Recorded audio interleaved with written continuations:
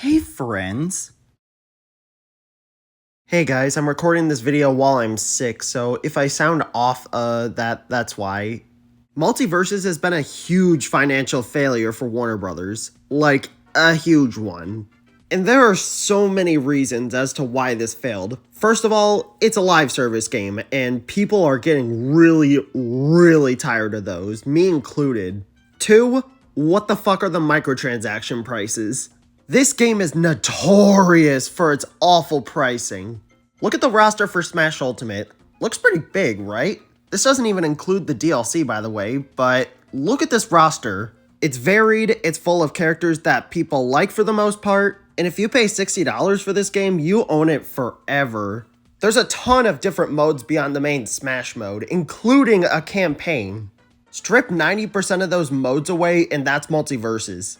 Yes, it's free to play, but there's barely anything to do beyond the base mode. And the Rift mode isn't even good either, it's just a worse version of the story mode from Nick All-Star Brawl 2. This roster is fucking terrible. There is very little variety and barely any of these characters are fun to play as. I haven't paid a single penny for this game, but I only have a fraction of the roster. If you want every single character without grinding or going into the stupid fucking Rift mode, guess how much it cost? And this was at launch. Is Warner Brothers serious? Smash Bros is a much more fun game and gives you much more characters for a cheaper price. Also, as of this game's final season, there are a bunch of franchises that are noticeably missing. Regular Show, We Bare Bears, Mortal Kombat, The Mask, King Kong. The Animaniacs, the Warner brothers and sisters somehow aren't in this game. Daffy Duck, Witch Hazel, Yosemite Sam, Wile E. Coyote, Roadrunner. And these are only a few of the Looney Tunes who were excluded. This roster just feels like a huge clusterfuck of a bunch of few random characters that were picked out of a hat. This roster reeks of missed opportunities, and I despise it.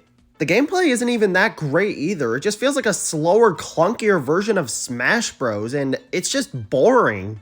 I heard somewhere that in Season 5 that the developers made the game faster, but I felt zero difference when trying it out. The gameplay isn't really bad per se, but it just feels like a poor imitation of Smash Bros.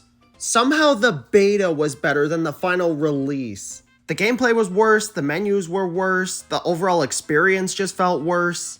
A couple of things that people liked were removed. Warner Brothers just really doesn't know what the hell the fans want out of this game, and I think that's why it failed. Some of the character additions were nonsensical and stupid. A lot of requested characters were given the shaft, like I said, and there's barely anything to do outside of the base mode. There was nothing that the players could really sink their teeth into, let alone even come back to this game. I don't even hate this game, but it just reeks of missed potential. And Warner Brothers, could you please stop making live service games? It's definitely not working for you. Please consider listening to your fans and their feedback instead of just looking at charts. Well, the chart says... I'm not asking the charts, I'm asking you! Well, the chart says... You are everything that's wrong with entertainment! It's a shame that this game died because of its potential, but I really hope that Warner Brothers learns from this. If this is the path that Warner Brothers video games are taking, then county out.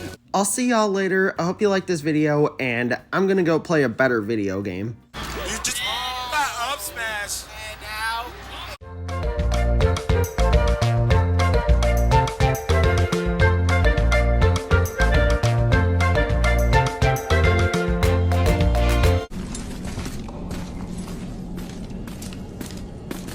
What happened to him? It died.